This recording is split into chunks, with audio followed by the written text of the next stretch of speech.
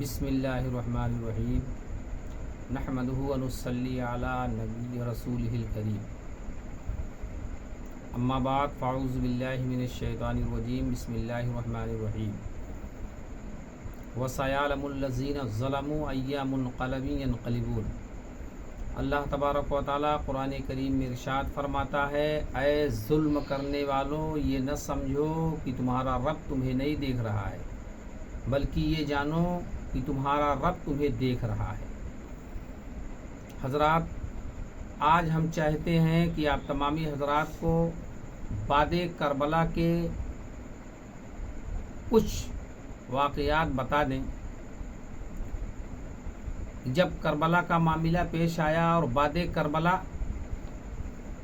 1 سال گزر گیا، 2 سال گزر گیا، 3 سال گزر گیا، 4 سال گزر گیا، یہاں تک 6 سال گزر گیا۔ اس کے بعد اسی کوفہ کی سرزمین پر ایک شخص جنم لیا جس کو مختار سقفی کہا جاتا ہے۔ مختار سقفی نے قسم کھائی کہ ہم قاتلین حسین کا بدلہ لیں گے، تو اس نے پورے کوفہ میں اعلان کر دیا کہ اے لوگوں، جس نے بھی امام حسین کے ساتھیوں پر ظلم کیا ہے، ہم ایک بعد دیگرے سب کا بدلہ لیں گے۔ اس کے بعد اس نے اعلان کیا اور تمام سپاہیوں کو اکٹھا کیا اور کہا، یہ بتاؤ یزیدی لشکر کا کمانڈر کون تھا، یزیدی لشکر کا سپہ سالار کون تھا؟ لوگوں نے بتایا کہ یزیدی لشکر کا سپہ سالار عمر بن سعد تھا۔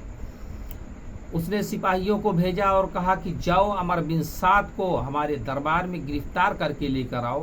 کچھ سپاہی عمر بن سعد کے دربار میں پہنچے، عمر بن سعد کے گھر پہنچے تو عمر بن سعد کا بیٹا جس کا نام حفص تھا وہ موقع پر ملا اور سپاہی اسے گرفتار کر کے لے کر آئے۔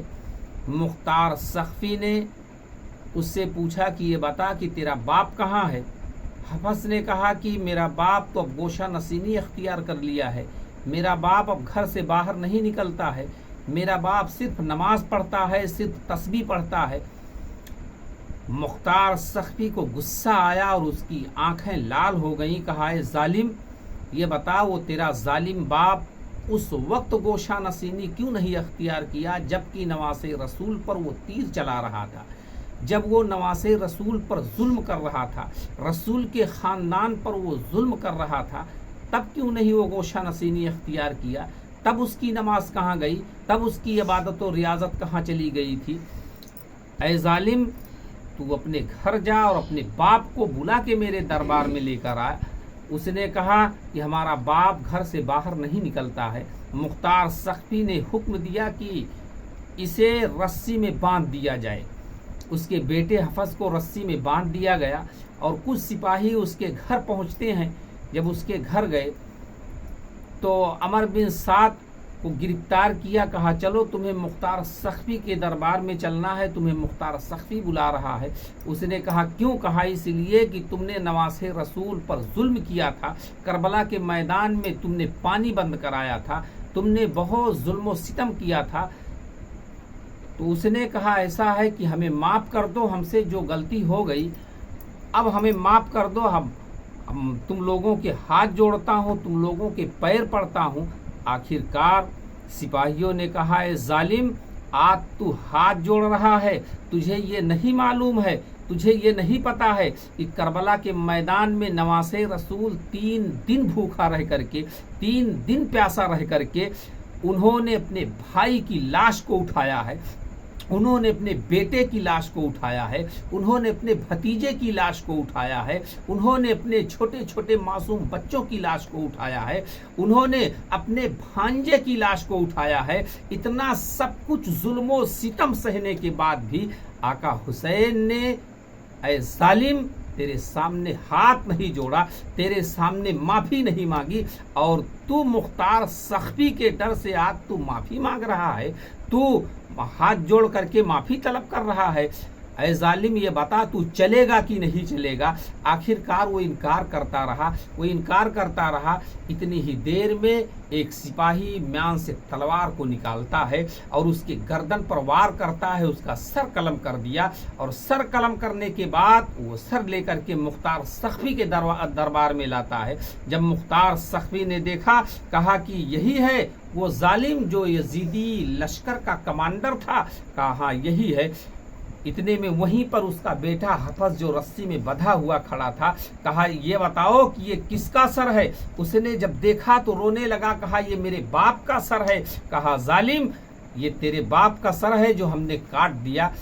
हफस ने कहा अब मेरी जिंदगी में कोई मज़ा नहीं है, अब जीने में कोई लुत्फ नहीं है, इसलिए हफस के सर को भी काट दिया गया। मुख्तार सख्फी ने कूफे में ऐलान कराया, कहा लोगों देख लो, अमर बिन साद का जो ये सर है ये आका हुसैन के सर का बदला है, और ये इसके बेटे हफस का जो सर है ये हजरत अली अकबर के सर का बदला है। हालांकि वो इतने बड़े जालिम थे कि वो तो एक सर था, कई हजार सर अगर उसी तरीके से काट दिए जाएं तो आका हुसैन के एक कटी हुई उंगली के बराबर नहीं हो सकता है। लेकिन मुख्तार सख्फी ने सिर्फ एक मिसाल दिया कि लोगों देख लो, वही जगह है, वही दरबार है और वही दारुल इमारत है जहां पर आका हुसैन का कटा हुआ सर रखा गया था।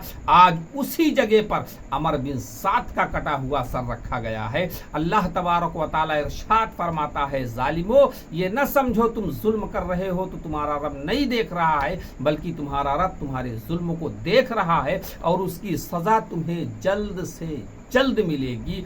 तुम्हें उसकी सजा जल्द से जल्द मिलेगी।